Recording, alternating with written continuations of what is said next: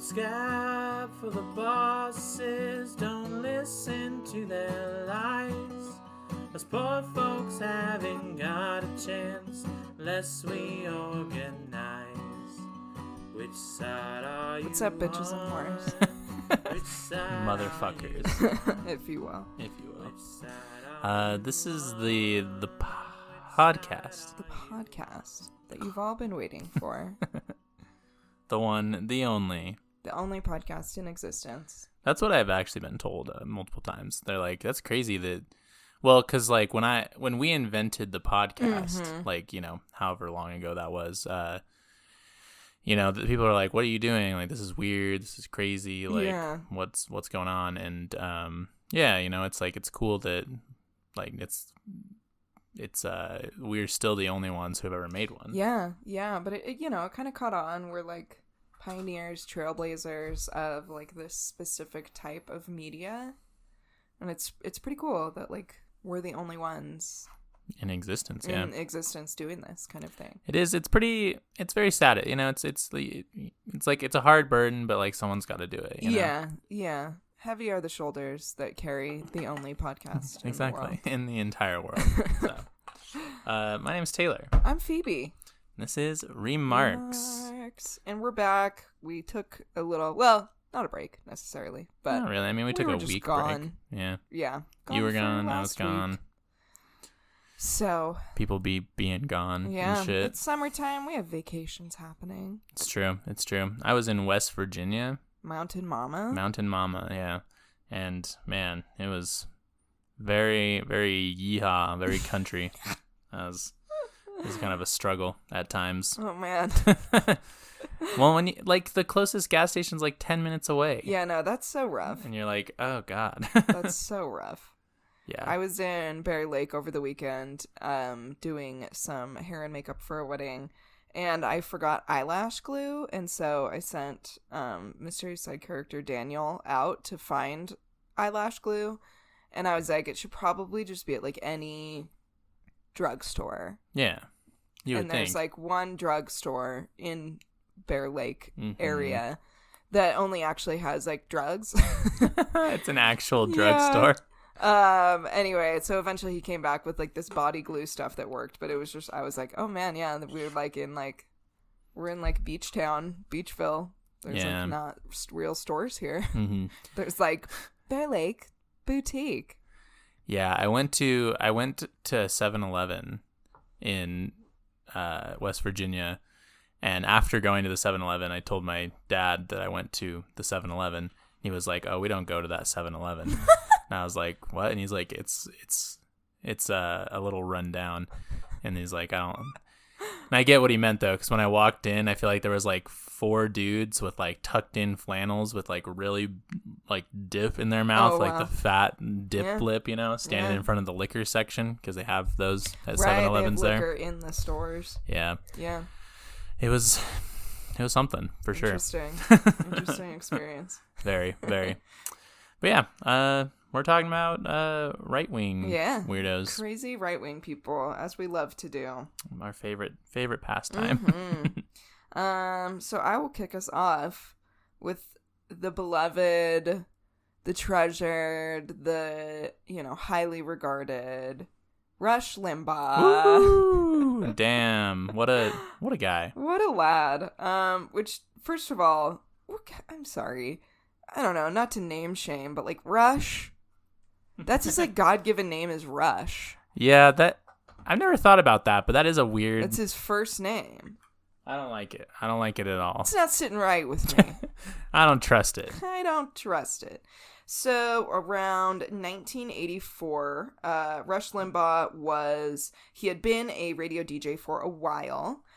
He'd been fired from several different radio stations for not being able to stop inserting his opinions into his regular DJing activities. Much like our friend Alex Jones, who, if you'll remember from the last crazy wacky right-wing dudes that we talked about, he literally had the exact same problem where he like literally just couldn't shut the fuck up and like do his normal DJ job. He just had to like talk about like why women are subpar or something. Just had to get it off of his chest. He was just like, I feel like, think of how sweaty Alex Jones and Rush Limbaugh, Yeah, both very sweaty people. Now, like, the pressure inside of them of like thinking about that and not being able to like say it, I feel like they would actually turn red and explode. It's like the cartoon and the steam is like coming out of his ears. So it was around 1984 that he was working for KMBZ, which was a radio station in Kansas City, where they had noticed that him like stating his opinions was starting to catch people's attention. And while they were gaining mostly negative attention, it was attention nonetheless. People would tune in to hear what he was having to say. So they gave him a 30-minute segment where he would just fucking talk about his dumbass opinions. Yeah. And this honestly went pretty well. The only reason he ended up getting fired was because he made some comments about someone that radio station was going to like get a deal with, so they had to fire him because of that, not because of all of the other horrible shit he said. Oh, that's good. That's good to know that's what, I mean, yeah, you know. Yeah, money is what drove them. Money is what usually is the real incentive for businesses to, I don't know, do things. 100%. Like. So then in 1987, our friend of the pod, Ronnie Rags. Woo! Damn. Yeah, me and Ronnie go way back. He's a real special dude. Really, what a guy. He pushed for the repeal of the fairness doctrine, which basically is like where if you are broadcasting controversial opinions, you have to broadcast the opposite opinion in order to kind of show both sides of the argument. You can't just let somebody ramble on for, say, I don't know, 3 hours, whatever fucked up shit they want to say. Yeah. Ronald Reagan, of course, thought that this was un-American and unfair, so he got rid of the fairness doctrine. Rush Limbaugh said that he felt that he had been liberated from the East Germany of liberal media domination. Wow. That's real. I mean, yeah, okay. Nothing screams like entitled right-wing asshole, like comparing them having to like give somebody else like a platform to like argue with them, comparing that to East Germany, I guess. Yeah. Like, yeah. It's just, I don't know. Fucking. You're real special. What a guy. You're really special. So, in 1988 began the birth of the Rush Limbaugh Show, which existed all the way up until 2021 when he died. He literally was broadcasting for 3 hours a day, every day, almost every day, up until he until he died. Yeah. It was nationally syndicated, so it was being heard all over the nation. From 12 p.m. to 2 p.m., he would just ramble on for 3 solid hours, whatever the fuck he felt like sharing. Oh man. Yeah. Very cool stuff. It's very unfortunate because like I feel like Rush Limbaugh kind of leads into the person I'm talking about, and like yes. I feel like with all of these, like, because you know they obviously didn't have like YouTube and podcasts back in that day, but like you can track it back, like the right-wing entertainment like outrage machine goes like, I mean, it goes back further than Rush Limbaugh, but totally. He inspired like everyone we've talked about on this podcast. He really truly was like one of the first people to be awarded, for lack of a better term, like this type of lengthy slot of time on a nationally publicized radio station to just blurt whatever like bigoted, hateful views he has with nobody interrupting him, no other opinions coming in, just 3 solid hours of him like yelling into the microphone about whatever the fuck he was mad about.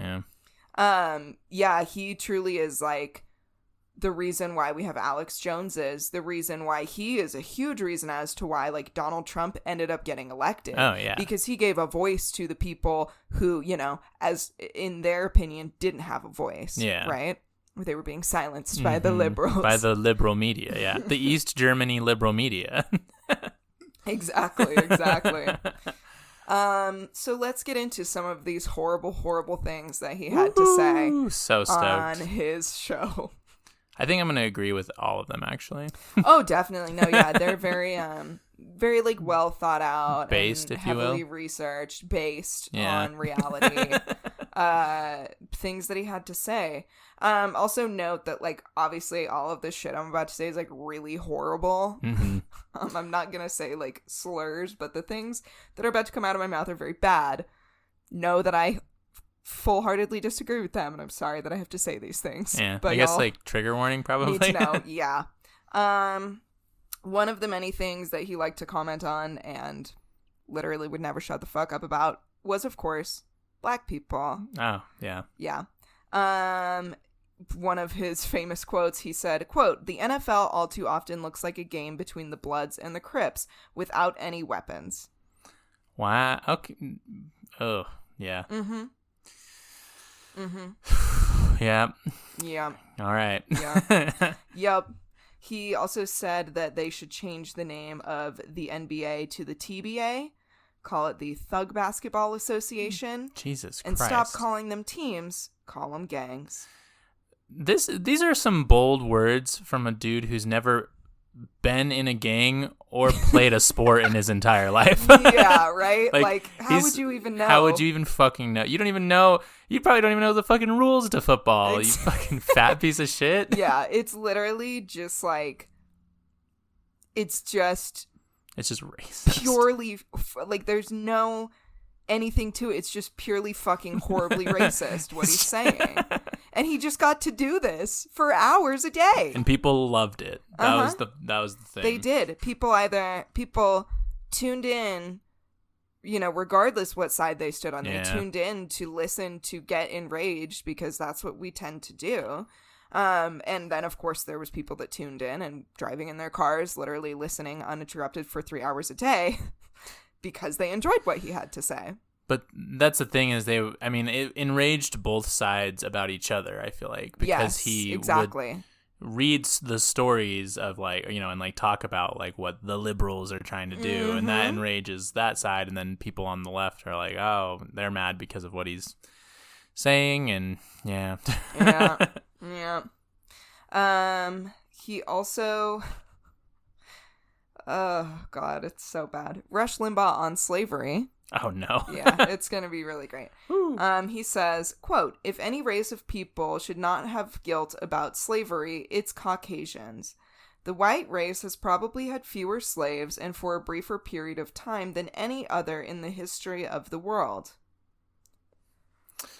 Which is just not true at all. And yeah, and also it's like, well, okay, yeah, but like we're not like, because we're not like getting mad at, like, you know, tribes, like, you know, back however many years that took slaves and stuff, because like they didn't form a literal society and system Based built on it. Yeah. Like, yeah, we're a little more lenient in that area, I guess. Uh-huh. Mm-hmm. Oh God. Yeah. He also made a joke, I suppose, when New York was going to possibly have its first black mayor, who was going to replace the previous mayor, whose name was Eric Massa. He made a joke about the way that word sounds. So I'm really sorry, again, about saying this, but here's how it sounds.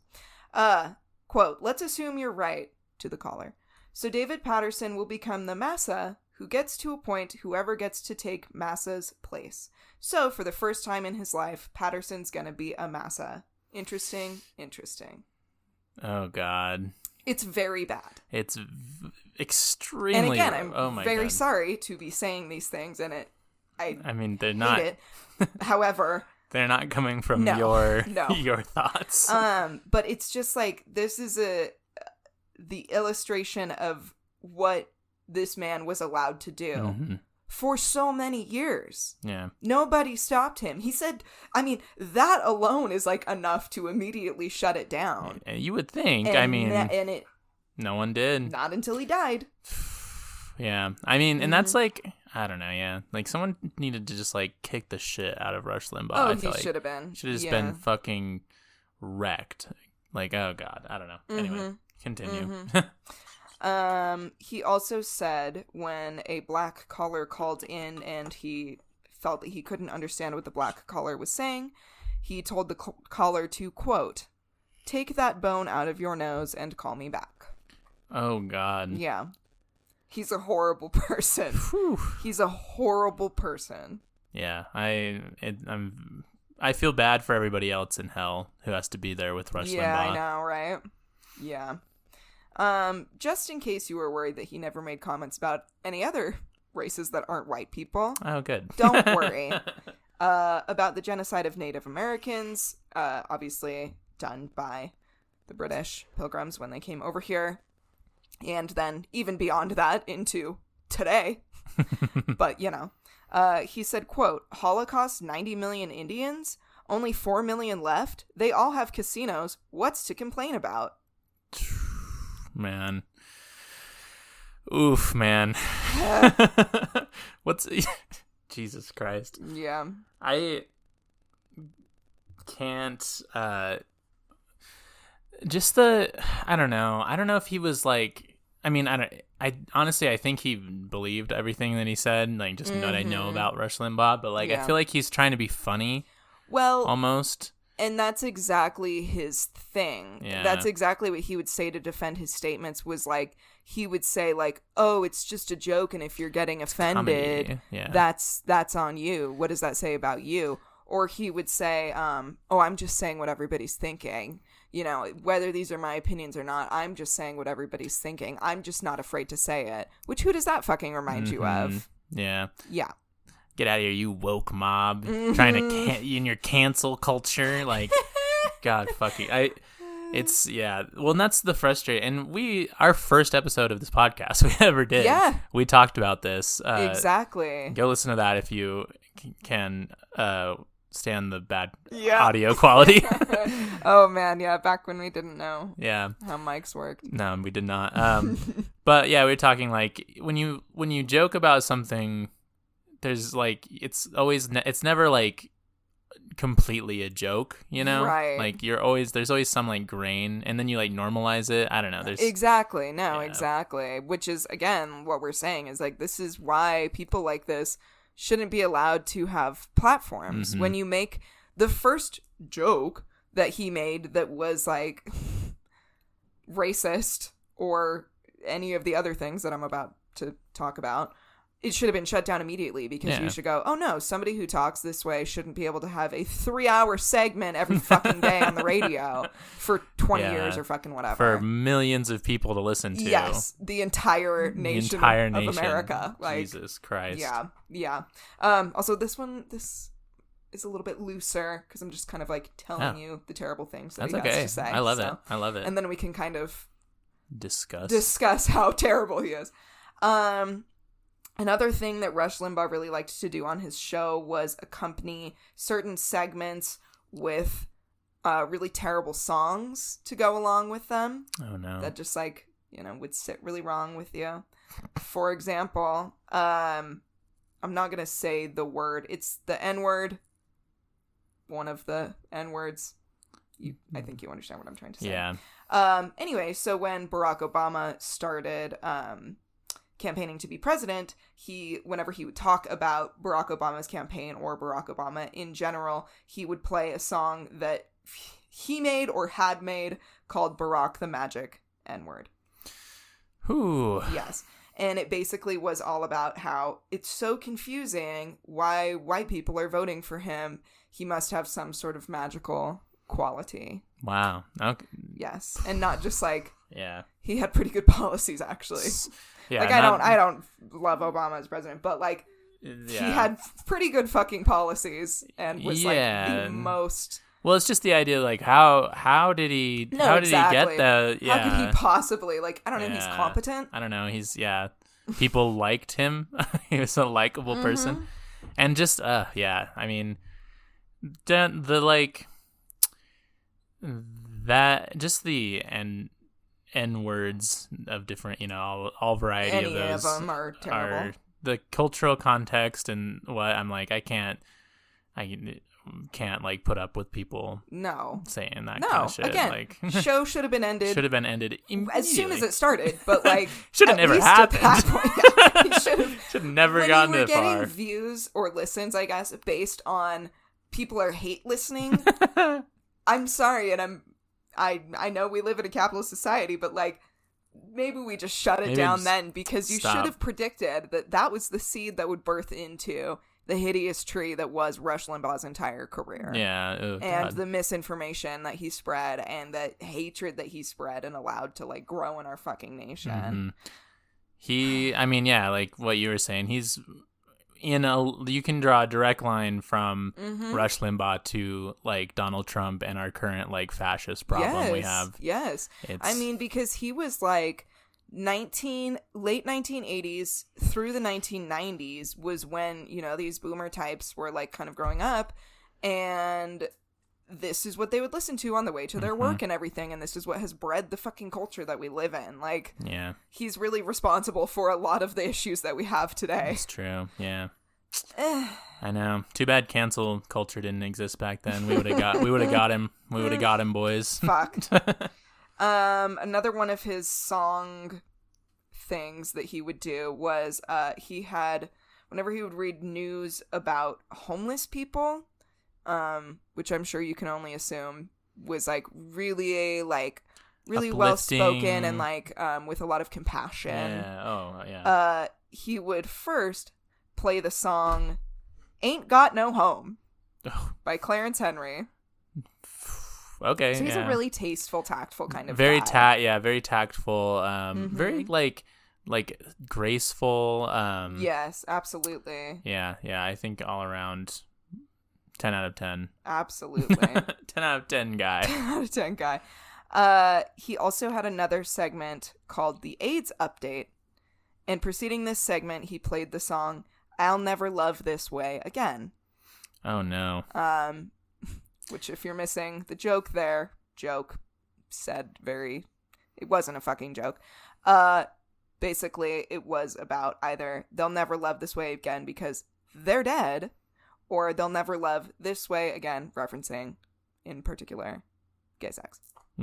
Yeah. And we'll talk more about Rush's feelings and quotes about the AIDS crisis when we come back. Right after a short break, a short word from our sponsors. Oh, God. Yeah, I mean, it's rough. It's a rough one. He's a fucking horrible person. It's a rough one, but also it's like, I mean, Rush Limbaugh, like we all know, like Rush Limbaugh was a fuck. Like he was a fucking piece of shit. The definition of a schmuck. Definition of a schmuck. Yeah. The hard part with him is I think he's like a bit hard to make fun of because he's like not. I mean, he is really fucking stupid, but it's just like the things he says are so vile that it's just like I can't like. I can only laugh that he's dead. Like, I'm really happy he's dead, and I do want to laugh about that. But I think I'm glad that because he died like relatively young. I feel like comparatively to like how long people live generally. And I mean, I think it's funny that like he spent 3 hours every day spouting bullshit and smoking cigars, and that's what fucking killed him was like that because he had lung cancer, I think, from all the fucking cigars. Yeah, so it's like good fucking riddance, you piece of shit.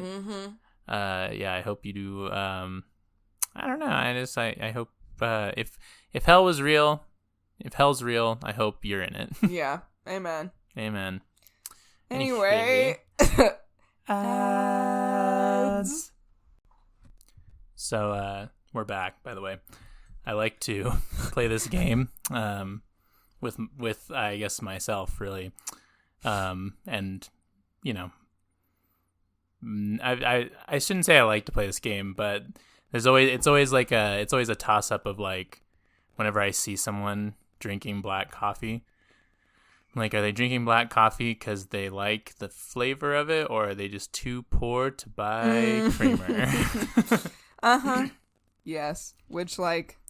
And maybe that's not relatable to everybody, but man, oh man, is it relatable to me. Man, have I been there. I'm like, I don't get paid for a week, so it's black coffee this whole week, baby. Good times. Love living in this. Oh yeah, it's a great system we live in. It's fun. Really, it's operating very well. No notes whatsoever. Yeah, I mean, the liberal mob can come and cancel me, but the East Germany liberal mob can come and cancel me. But capitalism, actually the best. Oh, absolutely. Big fan. No, yeah. As was Rush Limbaugh. Rush Limbaugh. Probably. I don't know if he... I feel like he probably was. Well, yeah, he said he was anti-communist, so I guess that means pro-capitalist. True. Oh, he was very pro-capitalist. Yeah. Very pro-capitalist. I mean, yeah, he's like a right... I'm sure that he got like a fuck ton of like right-wing money for endorsements and like, you know, lobbying and, you know, talking about things. I'm sure. Oh, yeah. Oh, yeah.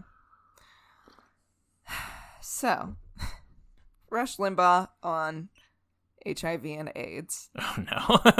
It's going to be really good. You little fucking...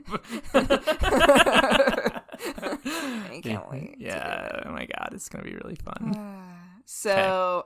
He started this segment called the AIDS Update.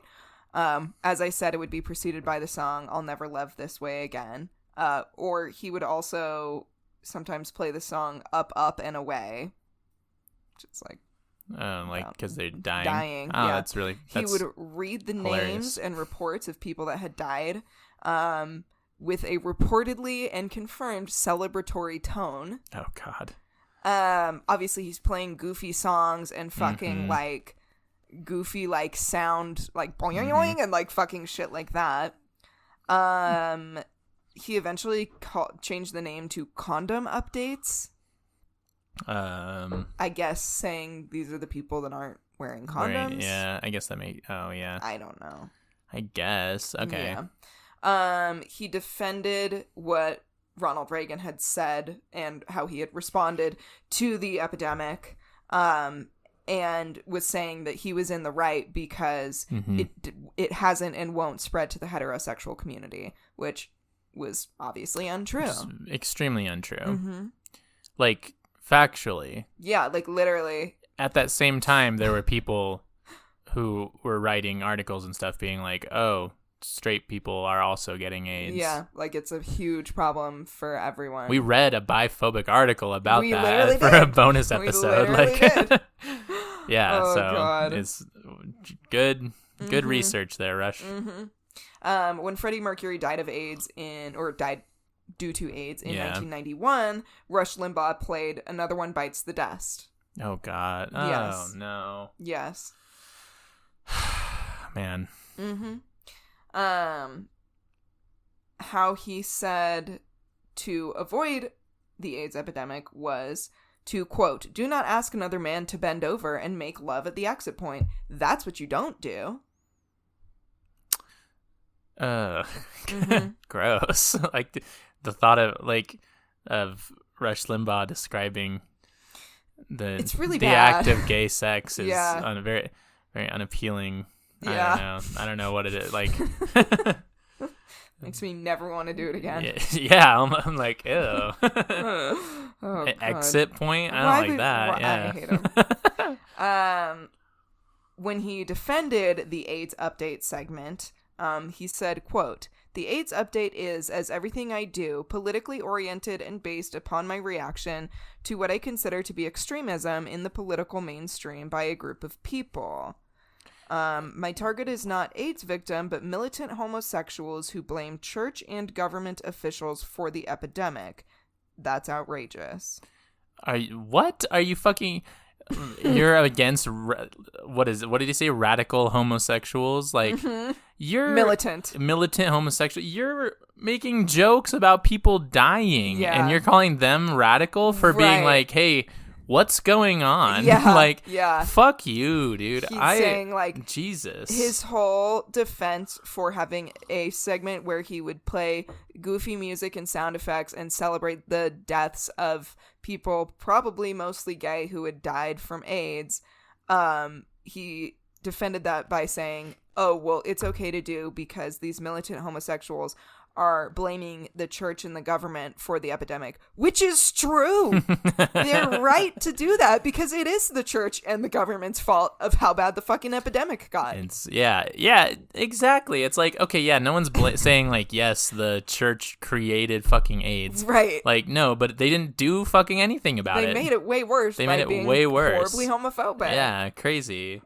Oh, God. He finishes this quote by saying, "It is a behaviorally spread disease, and they attempt to absolve themselves of any responsibility for the actions they've taken, then suggest people who disagree with them get banned from television, like Andy Rooney. So the AIDS update is meant to offend them. Damn right."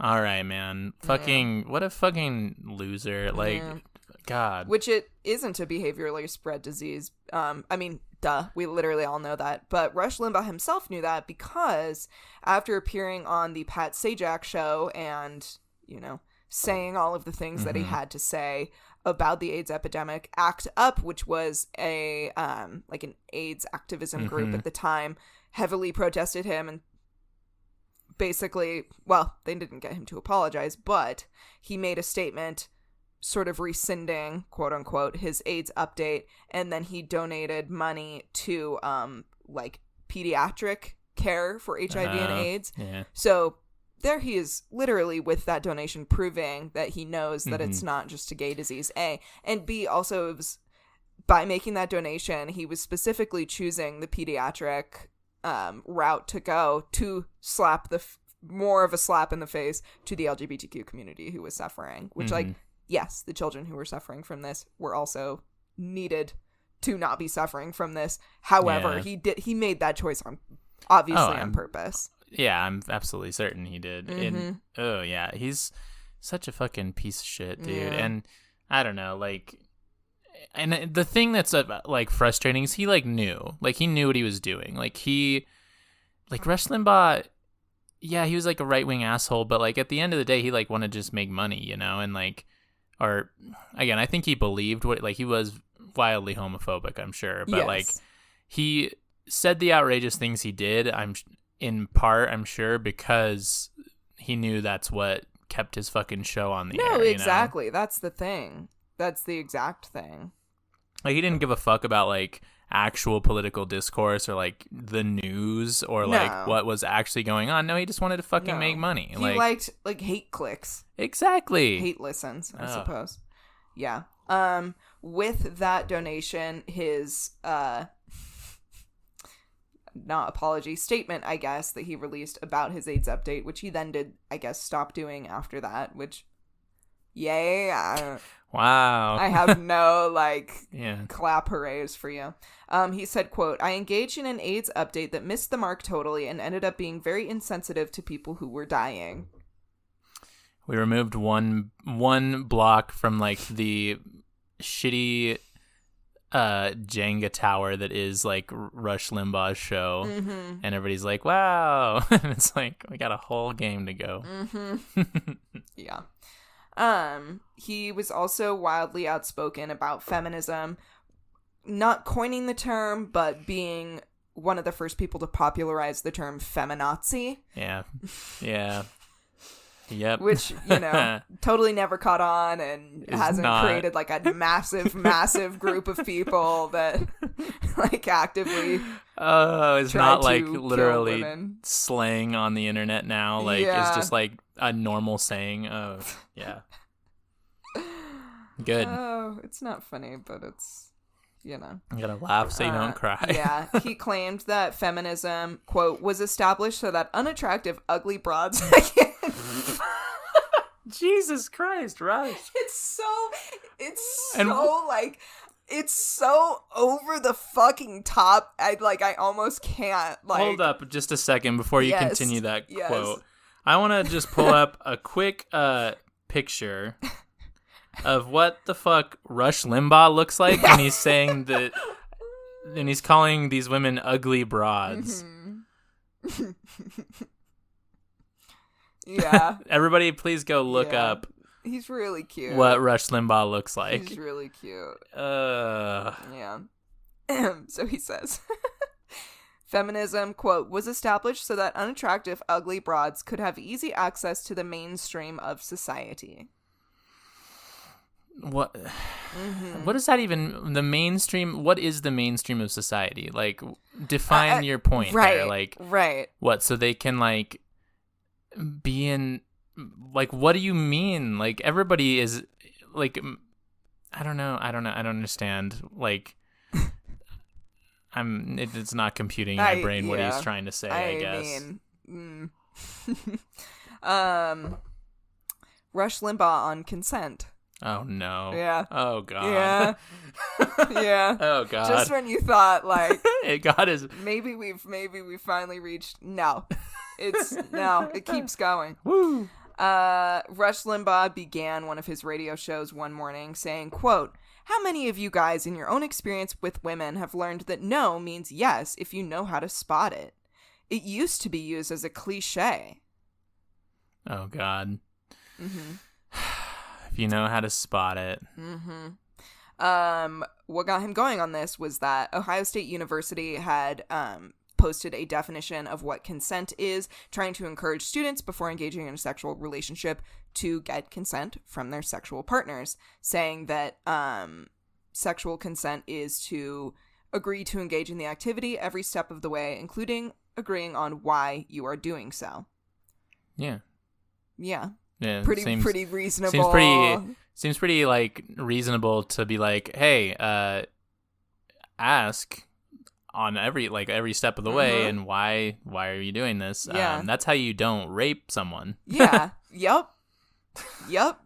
Exactly. But I assume Rush had some. Oh, boy, did he. Rush Limbaugh said that just sucks the fun out of it. Agreeing on the why takes all the romance out of everything. Seduction used to be an art. Now, of course, it's brutish and it's predatory and it's bad. That's the predatory? Which? Yes. The consent is the predator. The predatory. No, seduction. He said seduction used to be an art. Yeah, and now it's predatory is what he says. Like, yeah. Because we're asking consent, which makes it predatory? Again, what the fuck do you mean? I mean, obviously nothing that he says makes any fucking sense. It just like, because I feel like I try a lot of times with like weird right-wing dudes to like see where they're coming from so you can like argue better against them. But in this, I'm like, you're just fucking making shit up, Rush Limbaugh. You're a piece of shit. Literally. I mean, he's Alex Jonesing it, right? He's where he absolutely just says random shit. He also, of course, was like a birther person when it came to Obama and the Obama presidency, claiming that Barack Obama was not born in the United States. He was besties with Donald Trump, and he was awarded the Presidential Medal of Honor by Donald Trump. Was there for like a specific reason, or just because he was a cool guy? Yeah, like just because. Just because we're homies. He speaks his mind. Or whatever. Bro, that's what I've always loved about that guy is he just like speaks his mind, dude. Like he's an open book, you know what I'm saying? And on his mind is often the fact that he hates women and gay people, but like at least he speaks his mind, dude. Jesus Christ. Yeah. He also called Sandra Fluke, who was an activist and a law student working to promote contraception, called her a slut and a prostitute. Okay. Heavy hitters, man. Very heavy hitters. Another really fun thing that Rush Limbaugh used to do on his show, one of his many silly, funny, goofy little segments that he would do, was abortion calls, where a caller would call in and he would promise that he wasn't going to... Oh, sorry, they're called caller abortions. Whatever, as if it really fucking matters. Yeah. He would all of a sudden hang up on the caller, playing the sounds of a vacuum cleaner and a scream, saying that... And then afterwards saying, oh, I didn't actually hang up on them. I promised I wouldn't hang up on them. Basically making a joke about how, like, people say abortion isn't murder, but then... get abortions, which he thinks are murder. So, you know, just a fun little thing that he would do. Yeah, again,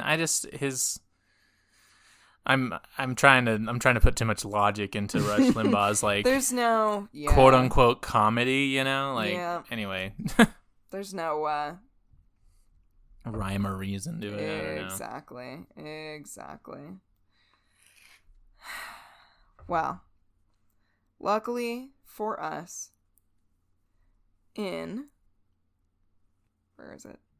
Oh God, where did here it is. Sorry, I lost my. That's okay. My dates.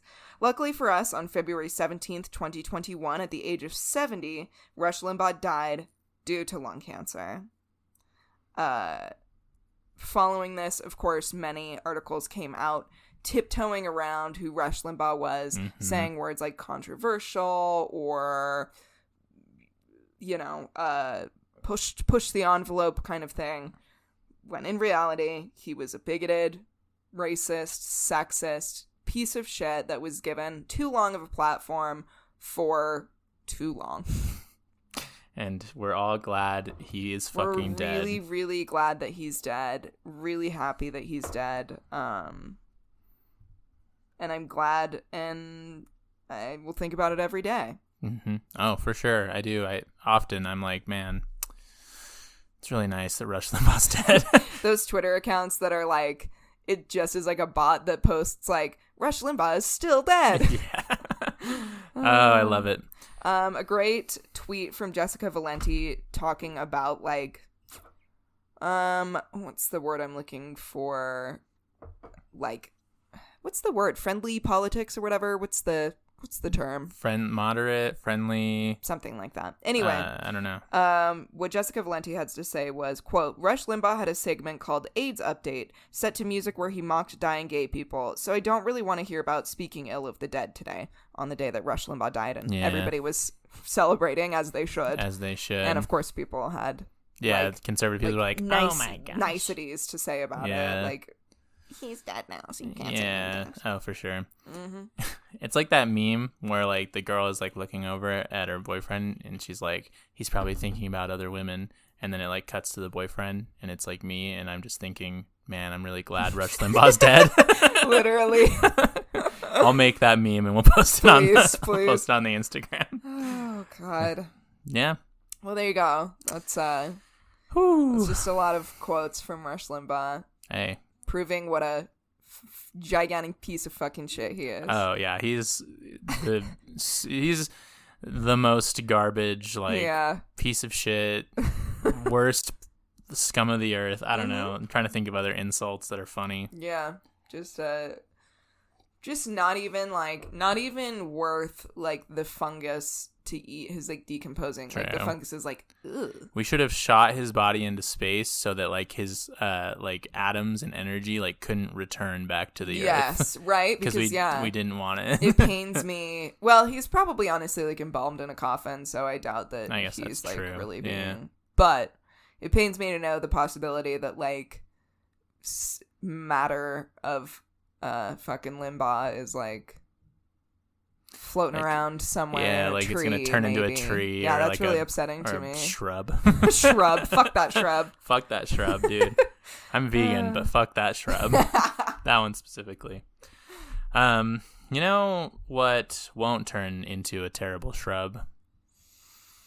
The fine folks at Anchor Podcasting. Absolutely. What is it called? Anchor Podcasting? Anchor Distributing. Yeah, I mean, services. Something like that. They'll turn into like a nice shrub, like a really great shrub. Like a really cute, like fun tomato plant or something. Yeah, and then it will like send tomato plants for everyone to hear all over the different tomato plant streaming services. Yeah, probably. I mean, what do tomatoes listen to in their free time? Fuck. I'm not witty enough to come up with something fast. Damn it. I'm only witty about like conservatives I hate. So. I mean, I get you. I understand. Anyway.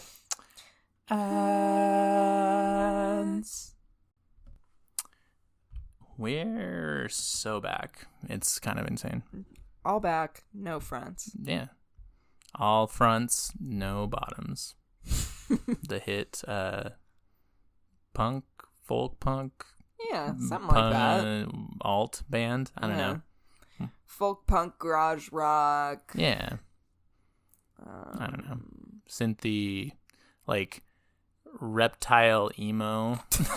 He talks a lot about reptiles and stuff. He does. Yeah. He does be talking about reptiles. I saw this thing that was like is like one of those fake posts. It was like a bot makes folk punk songs or something, and one of them was like the front bottoms. I love you and you're a lizard or something like that. I was like, yeah, that sounds pretty on brand. Have you seen those TikToks with the guy? It's like guy you meet at a DIY basement show whose name is Skunk. Yeah. He's so cute. He's so funny. Yeah. I'm Skunk, by the way. I love him. Oh, okay. Well, we're talking about Ben Shapiro. Woo! Benny Shaps, B Shap, B Shaft, if you will. Does he, though? Does he? Does he B Shaft? Ting? I don't think so. No. Definitely not his wife. Truly don't believe that Ben Shapiro has ever had, like, well, I don't know. Honestly, I don't even know. I didn't even find out if he had kids in my little write-up. Oh, but if he has kids, I don't feel like he's ever had intercourse for pleasure. No, yes, that's for sure. Never been pleasurable. That's 100%. But I'm not sure. He probably does have kids, I assume.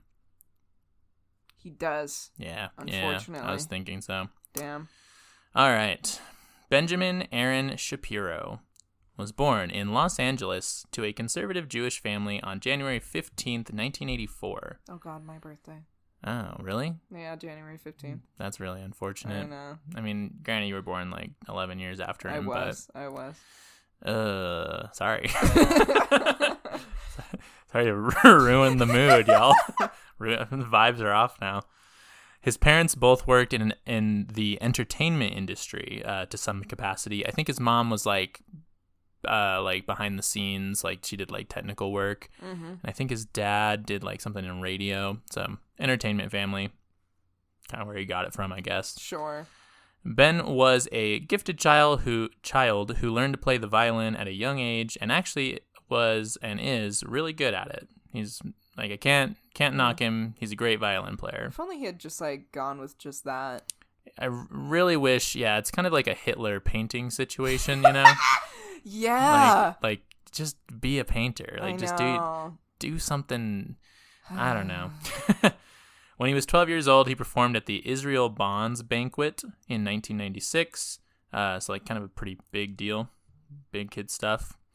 He also skipped 2 grades and ended up graduating high school when he was 16 years old in the year 2000. Sheesh. Yeah, which, like, he emanates the kind of, like, kid. Oh, he's so proud of himself. Who skipped 2 grades. Yeah. You know what I'm saying? Yeah. Like, yeah, for sure. So, he never shuts up about that. First day, he's like, I skipped 2 grades. I skipped 2 grades. Yeah, exactly. He went on to the University of California and graduated summa cum laude. Hey! Throwback! Summa cum laude! Why don't you start coming some more on my laude? Something. I don't know. She summa on my laude to like come. Yeah. It's there somewhere. It's there. We'll workshop it. Someone figure out the joke and comment. Yeah. With a bachelor's degree in political science, he would consistently, throughout his career, complain about the leftist mind control. The Ben Shapiro voice is so good. I've listened to so much Ben Shapiro that colleges put onto conservative children. I guess they're not really children. He was a child himself because he was only 16, but True. Onto like conservative young adults, I should say. He was quoted in this Forward article I found saying, "The first day on campus." Oh gosh, there it is. There. The first day on campus, Shapiro told Zeman, "I caught a glimpse of the student newspaper, the Daily Bruin, and saw an article that compared Eric Sharon and Adolf Eichmann. I thought to myself, this is ridiculous, and I went over to the offices of the Daily Bruin and demanded that I be allowed to write a counterpoint column against the article." Oh, God. And I don't know who either of those names are. I don't either. But I assume it was like something probably pretty based and cool if Ben Shapiro wanted to write a counterpoint article for just it. The fact that he like marched his way to the office and he was like, I got something to say. I need to write about this. Yeah, exactly. I personally feel that he was very upset and had a lot of religious trauma from being raised, Jewish and religious and conservative. And he was very upset that everyone else was having fun in college, except him. And he felt the need to take it out on someone. So he began talking about how students were being brainwashed into having sex and becoming communists, At age 17, he became the youngest nationally syndicated columnist in the United States when he was hired by Creators Syndicate. And that's like the big fucking quote you'll see about him all over the internet. The youngest nationally syndicated columnist. They love to nationally syndicate these assholes. Why don't you start nationally syndicating some fucking bitches, dude? Woo! High five myself. Anyway. And had his columns posted in national newspapers. As of March 2012, he also ran an independent legal consultant firm. I guess I say as of March. He started it. Yeah, okay, he did start it in 2012. He runs a independent legal consulting firm called Benjamin Shapiro Legal Consulting in Los Angeles. On his little bio on the Creator Syndicate website, one of his accomplishments is that he was quoted on the Rush Limbaugh show. Oh, shit, bro. It all comes back around. Fucking full circle. It's a echo chamber of fucking dog shit that is just they're throwing and it's hitting them back in the face. Like Ronald Reagan births Rush Limbaugh, births Ben Shapiro, who then was quoted on the Rush Limbaugh. It circles. All fucking ties together. It's like a really shitty lazy river. Exactly. It's lazy river, but there's no water. It's all just poop. It's just all poop. His sour taste for college campus culture spilled over into his first book published in 2004 titled Brainwashed: How Universities Indoctrinate America's Youth. Now, Ben has written many books. Let me list a few for you. Oh, good. Oh, Ben. So we have Primetime Propaganda, another one of his. Bullies: How the left's culture of fear and intimidation silences America. One thing you also need to know about Ben is he is a slut for a subtitle. Totally, he's right? He's such a subtitle slut. Because that Primetime Propaganda, the true Hollywood story of how the left took over your TV. Fucking Christ. And his subtitles are so fucking long. Yeah. The Right Side of History: How Reason and Moral Purposes Made the West Great. Which, that sounds pretty fucking Nazi-ish. Yeah, it really does. God, this subtitle is small. I can't read it. This one's just called Project President, but How to Destroy America in 3 Easy Steps. Number 1, be a communist. Exactly. His only fiction book called True Allegiance, which I did not know he wrote a fiction book. He did. It's a military fiction. Oh, Christ. Now, if y'all are interested, Behind the Bastards did a whole reading of True Allegiance, the Ben Shapiro book. Amazing. So you should go listen to that because it's very, very bad. Holy shit. He does not know. I mean, he doesn't know how to write anything, but he is not a fiction writer. And then the really mean communist walked up to me and said, "You're a jerk." I think he used the descriptor "bear of a man" 30 times in the entire novel. That was his go-to. There's a big guy, he's a bear of a man. Bear of a man. That's kind of gay, Ben. It's a little gay, first of all, and also you've used it 30 other times. You find new descriptors, Ben. Facts don't care about your feelings. Mm-hmm. Classic quote. Totally. Evil in America. And then my personal favorite, pull up that subtitle, Porn Generation: How Social Liberalism is Corrupting Our Future. Beautiful. Just beautiful. If it's not right to corrupt the future through, I don't know, OnlyFans accounts, then I don't want to be, or if it's wrong to corrupt the future through OnlyFans accounts, then I don't want to be right. That was the joke I was going for. That was good. But yeah, so don't think I wasn't going to talk about the porn generation. Oh, fuck yes. Here's one of the reviews of the porn generation on Goodreads. I can't do this anymore. It's boring, outdated, and just annoying.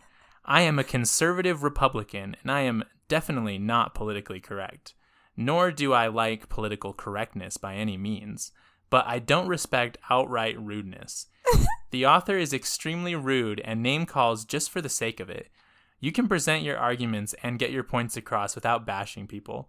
This book really just seems like a bad essay thrown together last minute by a college kid that hadn't started a paper that was due the next day. There's no real organization and no real point. Like, oh, our children are obsessed with sex? Tell me something I don't know, please. We all know this, but he also exaggerates the extent of how obsessed with sex everyone is. Or maybe I'm just naive. This is not what I expected and not what I wanted from this book. Which is so funny that they're like, I'm a conservative person and Ben's full of fucking shit. He's like, I hate women and gay people as much as the next person, but this guy does not get it right. It's the next level fucking bigotry, dog. All right. In 2011, he joined the David Horowitz Freedom Center, which is an anti-Islamic, anti-immigrant fascist group that has perpetuated racism and generally bigoted views. Big surprise. Mm-hmm.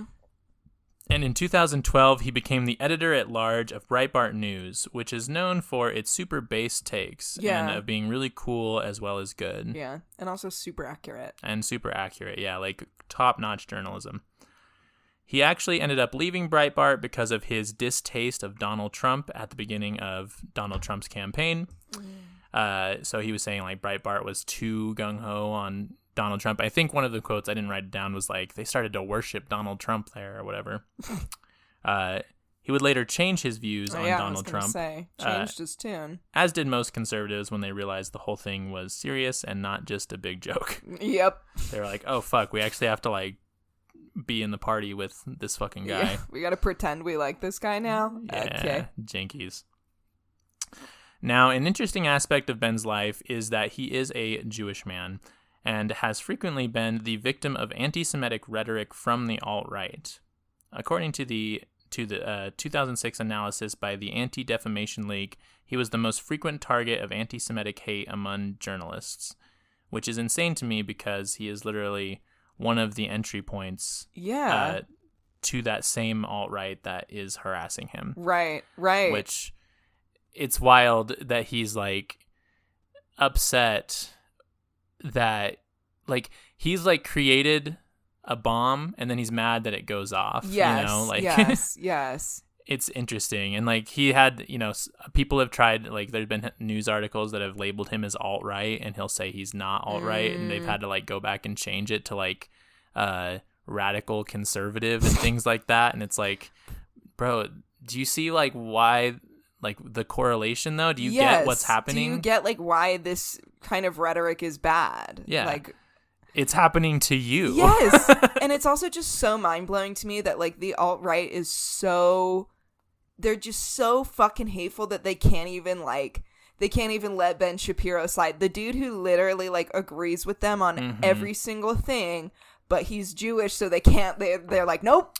Gotta fucking be anti-Semitic towards this guy. Jewish... I know, it's crazy. It's crazy. I don't know. Anyway, on October 7th, 2013, Shaps co-founded a watchdog group called Truth Revolt that was associated with the same Freedom Center as before, the David Horowitz one. Mm-hmm. Here's what cspan.org had to say about this group. Truth Revolt is a politically conservative media watchdog and activist group founded by conservative commentators Ben Shapiro and David Horowitz of the David Horowitz Freedom Center as a counterpoint to the politically progressive Media Matters for America. The site's mission page states its goals are to unmask leftists in the media for who they are, destroy their credibility with the American public, and devastate their funding bases. All right. So It's basically like, it's basically kind of like a Red Scare thing. Like, Yeah. like they had like these same kind of like watchdog groups that like would, you know, like out people as communists back in like, you know, the fucking 60s or whatever. So it's basically that, except at this point you're obviously not going to like go to court for saying you're a communist, but like we'd be fucking super in prison. But yeah, it's basically that same idea. Yeah. In 2012, he made his start in radio on KRLA AM 870 on a show called Fucking radio show things. KRLA AM 870. It's the dog. It's your host Tayler and Phoebe about to get wacky wild Wednesday on you, brother.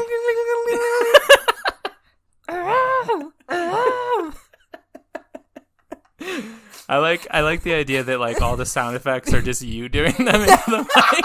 We don't even have like a soundboard. It's just me. You. I mean, that's exactly what we do. That's what we actually right? do, yeah. Whenever we do air horns, like, we don't have a thing. We're just like... You make do with what you have. Oh, God. Oh, Christ. So he's on a show called The Morning Answer, and then he would spew conservative bullshit until in September 2015, when he founded the Daily Wire, where he is the editor. Editor Emeritus is like the name, where he's like... It's like retired, so like he's not like hands-on, just the editor, but he's like there. I don't know. I don't know what his fucking sitch is, but he's the editor of the Daily Wire. He also began his long-running daily podcast called The Ben Shapiro Show, which in 2021 was ranked as the 9th most listened to podcast on Apple Podcasts. I hate that so much. 9th. It's the 9th most listened to podcast. Why can't it be us? I know. We're way funnier and not fucking dweebs. Fucking working my tail off over here to be in like 10 millionth position or whatever. Yeah, no, exactly. And fucking like Benny Shaps gets to be 9th. Because literally, Phoebe and I do like a different topic every week. Yes. We try to have, well thought out takes, well fucking thought out research. And Ben Shapiro gets to go on the air and be like, well, actually, leftists are ruining the country because they think that transgender people deserve rights. And wet ass pussy is actually a bad song because pussies aren't wet. Exactly. And then he's the 9th. And we have fucking full-time jobs on top of this. Exactly. He literally gets to sit there and just be like, I think this thing is dumb because of my own opinions. Exactly. Piece of shit. A 2020 study showed Ben's pod used similar rhetoric as right-wing and neo-Nazi podcasts like Stormfront, though the tone of the rhetoric was noted as being different. So Ben's not quite as like... He's not, Ben's like the kind of guy that says the quiet part quiet instead of the quiet part loud, Right. He won't follow his conservative views to their endpoint, which is fascism and Nazism. Yeah. Whereas, if you do follow your viewpoints to the end, that's when you get, again, people who are Nazis, and they're like, oh, well, I believe I was conservative, and then it, escalated, and now I'm fucking Nazi. It's how, leftism ends in communism, conservatism ends in fucking Nazism. It's, you know the vibe. You all get it. He also consistently speaks on college campuses and at conservative functions. His net worth is $48 million as of June 2022. Too much money. I'm so sad. In this NPR article I found, they claim that Ben Shapiro's success is largely based on Facebook outrage content. Yeah. It's very similar to, I think, what Rush Limbaugh was doing, but made into more of a modern age. Yes, and I feel like he appeals to a younger crowd. Exactly. They call him the cool kids philosopher, which I hate, but my head is in my hands. I promise you, teenagers out there listening to Ben Shapiro doesn't make you cool. No. What about this fucking nerd-ass, dweeb-ass? What about him is cool at all? And he's very not. Oh, God, he's such a fucking... Okay, keep going. The quote from the NPR article: "The conservative podcast host and author's personal Facebook page has more followers than the Washington Post, and he drives an engagement machine unparalleled by anything else on the world's biggest social networking site. An NPR analysis of the social media data found that over the past year, I don't remember what year this article came out, semi-recently, stories published by the site Shapiro founded, The Daily Wire, received more likes, shares, and comments on Facebook than any other news publisher by a wide margin." I'm so sad. Mm-hmm. And then people are like, well, why is QAnon this big thing that like all these people on Facebook are... They know. And this is when you get people being like, nobody's talking about this fucking thing that Ben Shapiro's talking about. And it's like, oh God, it's just because it's so good at spreading like wildfire. And then of course, like people like us respond to it. And that just inflames people more. I mean, again, on episode 1, this is what we talked about. Yeah, I mean, it's like... Back to our roots, baby. It was interesting. I watched this like debate kind of thing, or like Ben Shapiro was speaking and he was taking questions at this, I assume, a college campus. And this person walked up, listed their credentials, asked him about like some kind of trans issue. And then, Ben Shapiro argued as he does and, said trans people don't deserve rights as he does. Mm-hmm. And then the person that was like there was like, "You're bitch ass piece of shit and you can't make your wife wet," or something like that. And it's like, as much as I agree with him, that's the kind of shit that just feeds into like Ben Shapiro's like little fucking culture he's created. Yes It's like the tolerant left or whatever. So this brings us to what Ben Shapiro actually believes. Now, I'm personally of the opinion that Ben does not actually... Like, I think Ben is too smart to, like, actually believe everything that he's saying. Yeah. Because he's really smart. He skipped, like, 2 fucking grades. Like, right. I don't know, like... Well, and that's the thing with a lot of these guys is they know. Like, I literally will even say, like, even fucking Donald Trump, he doesn't believe what he's saying. They're playing the game. They're playing the game that they know is, like, this... They're mad, like, He's probably genuinely homophobic, and so he's like, ooh, I can make gay people's lives way worse if I say, like, these kind of things that will tap into this kind of audience that will, like, inflame this issue way, way more. And I can get super rich doing it. Exactly. Yeah. So, I don't know, but, I think that he doesn't really believe in anything but making himself rich and owning the libs. I think a lot of his personality is based off of, like, I want to be right and I want to own the liberal people because I've been a conservative for so long that I can't open my mind to anything else. And I can't go back on what I've said now. Mm-hmm. And he doesn't really have like plans. Like, like I feel like when you hear a lot of like communists and leftists and even liberals talk about things, they're like, well, I want to do like, I would like to see a society that is this, Yeah. I don't feel like a lot of these right-wing people like have that. Like, what is your picture for society as like a better place? They're like, oh, society's great as it is. Or they have to like create this like fake threat to society. That's exactly like they are so satisfied with where they're at, but they need to like upset people, so they're like, oh, the fucking gay people are coming to turn everybody gay, or like women are coming to sissify everybody or something, like this like whole fake thing because they're like bored, or I don't even, and they just want to keep getting people's money. I don't know. Ben believes that the left has a hierarchy of victimhood that puts marginalized groups at the top of the hierarchy, giving them more social power than white conservatives like Ben. Thinks he's being oppressed for being a cis white straight conservative male. Oh my God. Because, like people value, marginalized people and want to lift up their voices. Yeah, that is exactly what happens all the time. Yeah, which means we're oppressing Ben when we do that. Right. Oh, God. He described Obama's 2010 State of the Union address as philosophically fascist, and believes that lowering taxes for wealthy people and privatizing Social Security would be cool. Oh, yeah, of course. Yeah, absolutely. I mean, rich people having more money and poor people having less money, it works like a charm. I mean, so does Rush Limbaugh, so does fucking Alex Jones. Yeah. It's like the same shit over and over and over. He actually did not support Donald Trump in the 2006 election and called Steve Bannon and Trump bullies. He supported Ted Cruz in that election. He stated he believed that the election of Donald Trump was more anti-Hillary Clinton than pro-Trump. This all changed in the 2020 election when he was quoted saying this: "There are 3 reasons why I am going to vote for Donald Trump in 2020, when I didn't 4 years ago. First, I was simply wrong about Donald Trump on policy.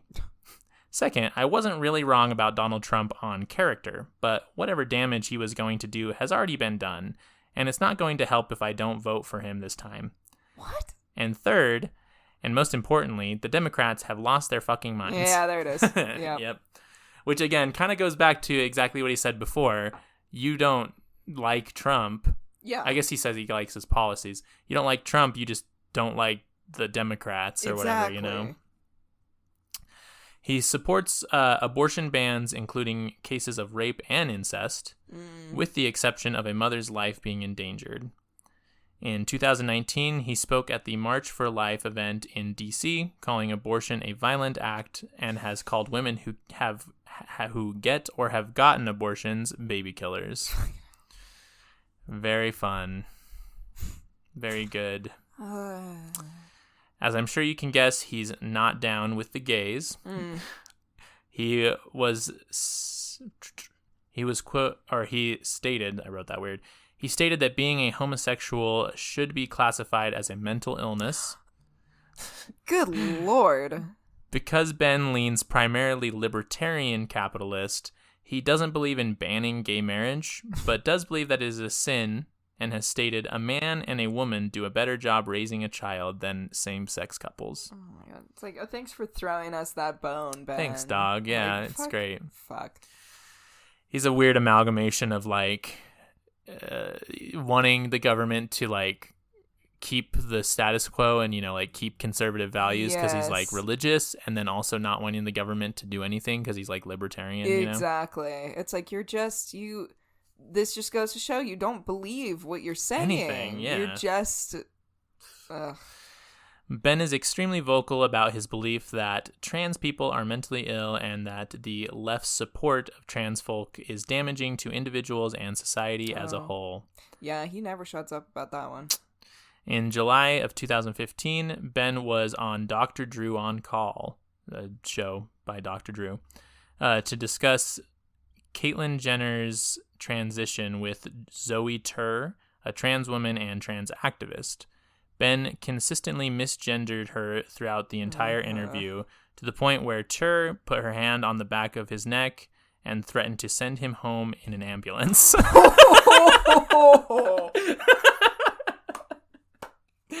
Hard. Oh, that's beautiful. Ben, being Ben, filed a police report charging Tur with battery. Yeah, I don't believe the case went anywhere, though. Well, yeah, because it's not. Because it wasn't battery. So. Hell, bro.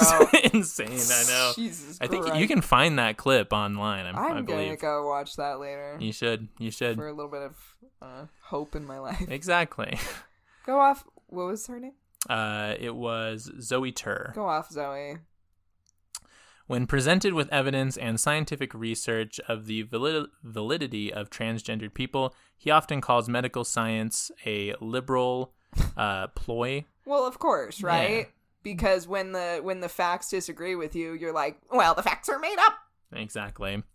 And says that those doctors are stupid. Yeah, of course, yeah. Yeah, there's, you know, again, you can find literally... It's interesting because you can find it, like, on both ends of the spectrum on, like, YouTube. You can find people being like, yeah, Ben Shapiro owns these trans liberals, you know. And then you can find, like, you know, leftist people posting and being like, this is actually why Ben sucks and blah, blah, blah, you know.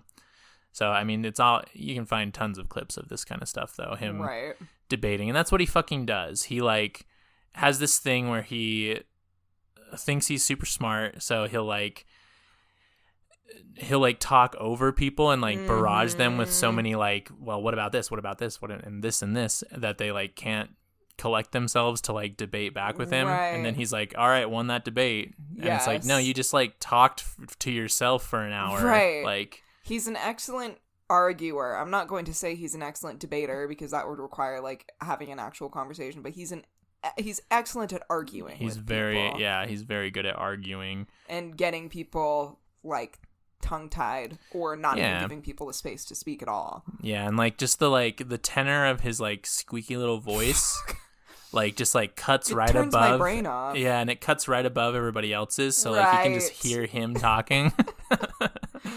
Yeah, it's insane. Ben has acknowledged climate change but doesn't think it's a problem. Okay. And believes it has been Sure, turned Ben. and believes it has been turned into an anti-corporate leftist ploy. Well, sure. Of course, who we all know that. Yeah. Ben has stated that black people historically were mistreated, but it does not think that they are at a disadvantage any longer in society. God. A choice quote of Ben's is he stated that instead of our country being founded on slavery, that it was founded, air quotes, in spite of slavery. So he's like, America's great in spite of us having slavery. Oh, God. Yeah. Obviously, he's very anti-Black Lives Matter. Yeah. And he's gone on record saying that like he's like the protests were about police brutality, but then they turned into anti like the statues and like all they turned into looting and rioting. Antifa riot. Exactly.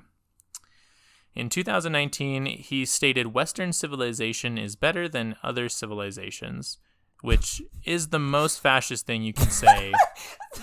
Without just saying like Hitler was a cool guy. Okay. Like I don't know how you can like just have a straight face and be like, our culture and our civilization over in the West so much better than every other culture. Right. Like that is like you're taking doesn't- a page out of fucking Mein Kampf. Exactly. And it's also like it literally disregards every like I don't know, like there's so many other good cultures that have good things that like I'm sure, I don't know, it's hard to be like our culture is it's a culture. Of course you think your culture is the best because you grew up in your culture, like even it's if your Western culture and culture, to say in the way that Ben is saying, like even if Western culture wasn't like the literal pits of hell, like that's still an inaccurate fucking or like just a stupid ass thing to say because it's like every culture has its like. Of course. Whatever. Again, we're trying to fucking logic, and it's so pointless. But I'm just like, and again, it's like it's one thing too when you're like some rich ass piece of shit dude that has made so much millions of dollars, right? Like 48 million is his net worth. To be like, you know what? Yeah, like our culture is the best. Yeah, right. It's like, well, of course you think that. You're benefiting from it. Exactly. Yeah. And to end it all off on his beliefs, he believes we should increase border security to help fight against illegal immigration. Well, sure. Yeah. That's, again, kind of a given. I'm sure Pretty you probably classic. could have guessed that one. And that's the story of Benny Shaps. And damn. I think it's, he obviously got very, very prominent, like 2015, even like 2014, 15 leading into like Donald Trump's election. That's when like a lot of the right-wing nut jobs like fucking took off. Yeah. Because there was that whole like movement. But he's an interesting one because, again, I just feel like he's smart enough to see the correlation between like what he believes and what like Nazis believe. Yeah. He just chooses to ignore it, I guess. Right. I don't know. Because I really don't think that Ben Shapiro's stupid. I just think he is very prideful and doesn't want to admit that exactly he's wrong on some things. Exactly. No, and that's the thing is like they never will. Like your Rush Limbaughs of the world will be like some things were said about AIDS that were perhaps distasteful, or like Alex Jones when he was like there were some inaccuracies on this program that I am involved with. Exactly. Somebody's mouth was opened and inaccurate statements came out of them. Yeah. Or it's like one of our many researchers must have gotten their facts mixed up in the writing room. Like, yeah, sure, dog. Yeah, and I mean, obviously, we probably don't have to tell you this, but all these motherfuckers are funded by right-wing organizations, right-wing fucking foundations, like people who are actively trying to keep the status quo in America because they make a fuck ton of money off exploiting your labor. Ding, ding. Ding, ding. Ding, ding. Well said. Well, Ben Shapiro, if you're listening, come fight me physically. Please, yeah. I would really love to do that. I would be. I feel like we could make it an event, like. Oh, absolutely, yeah, like a fucking MMA ass, for like sure. broadcast it on ESPN or wherever they broadcast that shit. I'm gonna say we'll do a live podcast, and then like for the encore, it'll be a Phoebe Ben Shapiro cage match. SmackDown. Yes, dude. It'll be like when Logan Paul fought whatever that dude or whatever, except for like YouTube boxing. Actually good, you know? Actually interesting and good. Actually something I care about. Yeah. Yeah, for sure. But yeah, that's hope that made your day better. We can all take solace in the fact that Rush Limbaugh remains in a grave underneath our feet somewhere. It's true. No longer alive to open his mouth and have little pieces of poop that are his views come out. Exactly. Yeah. Well, you can find us if you want more juicy content. Yes.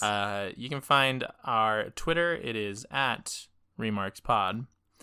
I'm going to do a little mix up on the shout outs. Listen to my EP I just dropped. Fuck yeah. It's called Kind of Political, but Mostly Sad. It's got 4 songs. Taylor Lacey. Our names are out there. It's about damn time to to promote Taylor's music on the fucking pod. Y'all should listen, because if you like this podcast, you will love Taylor's music. It is all the messages that we love to say, except for written in a really poetic and like beautiful way that I'm incapable of doing. So, yeah, definitely listen. And also, not only is like the lyricism really great, but also the actual like music and him playing the guitar and other various instruments is like otherworldly, I would say. Not really though. You, since we've never talked about it before on the break, you're an unbelievable musician. Thank you. Yes, dude, for real. Like, I listen to you play and I'm just like, how do you even do that? Like, how does his fingers even like? That was me emulating how Taylor plays the guitar. It sounds a lot better than that, I promise. I liked it. Yeah, but it's amazing. Anyway, so listen to Taylor's music, you guys. Thank you. Yes. Or you'll have me to answer to. Whoa. I would do it, y'all. I'd do it. Pretty serious over here. Serious. You can check us out on Instagram at Remarks Podcast. You can check us out on TikTok at Remarks Podcast. And we literally do have a new TikTok. I'm gonna post it. This is very exciting. And big shout out to our network, Circle Pit Radio. Yes, the network. The network. Check out their other shows. They have some great juicy shit on there. And also check out their Patreon, which we will be posting another little content to their Patreon as well. So you can get access to not only bonus shows of their own, but some more of our bonus content that you cannot get on our personal Patreon. Yeah. So check it out, folks. I'm trying to find, for some reason they like changed the Patreon thing. I can't find our fucking list of homies, our patrons. Our patrons. Patron. Let me pull it up here and see if I can find it. Off the top of my head, thank you to our patrons, Justin Vass, Andrew Vass, Tere Soltero, Emily Doran. And I think that's all, but let's double check to make sure you guys are getting your shout isleys. We're also going to start working on some shirts, you guys. Ooh. We have ideas. I have an idea that I think is going to be really good. Our artist, our talented artist, Chris, is Shout out, Chris. I sent them a little something. Ooh, so, this is a surprise. I didn't even know about this. I think I did text you about it, but we didn't go into detail. So okay. I just was kind of like, hey, would this be a cool thing? And you were like, yeah. And then we didn't talk about it further. But yeah, anyways, we'll let you guys know what is up with the shirts and all of that. The Shizleys. The Shizleys. I'm pretty sure we got all of them. Again, Okay. it's kind of being a little... That's okay. If we didn't silly. get you, we will get you next week. We promise. Sorry for the technical difficulties, For sure. folks. But we do by now have our regular 4 patrons memorized. So True. shout out you guys. You guys are That's salt of the earth. another thing. We're working on shirts, and the patrons get... I mean, at least, they get a free shirt for sure. Oh yeah. Oh, we did get all 4. We're good. Fuck yeah. Nice. Yeah, you get a free fucking shirt. So Yeah. and stickers. Your patronage helps us to make shirts and do these kinds of things because Exactly. We all struggling under capitalism, but Yep. we've it's not like Phoebe and I aren't making mad bank off of the podcast. We Like surely are not. all the money we've made, we've put back into like making more content. So exactly. yeah, it's all for you. It's all for you. We toil and we sweat for you precious people. Truly. Yeah. Well, thanks for listening. And Kay, Love you. Bye.